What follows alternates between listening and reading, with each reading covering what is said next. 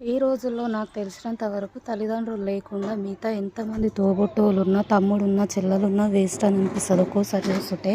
కానీ అవసరానికి వచ్చి లేని ప్రేమలు ఒలకబోస్తూ అప్పుడు బంధాలను గుర్తు చేసుకుంటూ ఉంటారు. ఇంతకు విషయం ఏంటంటే, ఆ రోజు గుడికెళ్ళొచ్చిన తర్వాత పిల్లలకు ఉగ్గు తినిపెట్టడము, అంతా పని చేసుకోవడం బాగానే ఉన్నా.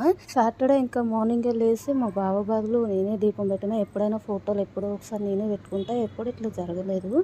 సో, దీపం పెట్టిన తర్వాత అంతా అయిపోయిన తర్వాత గుడికెళ్ళొచ్చిన తర్వాత పిల్లలకి ఏం కావాలో అది తినిపెట్టుకొని 12:30, 1 గంటల దాకా బాగానే ఉన్నా. నేను 12 గంటలకు తిని అన్నం తినేసి కొంచెం పొద్దునంతా ఏం తినలేదు. అన్నం తినేసి ఒక అరటిపండు తిని పడుకున్నా. ఇంకా మామూలు చలి జ్వరం కాదు. 1 గంటలకు 1:30కి స్టార్ట్ అయింది. అసలు పిల్లల్ని పట్టించుకునే వాళ్ళు ఉన్నారన్న థాట్ కూడా నా మైండ్‌లో లేదు. అంత కోపం వస్తుంది.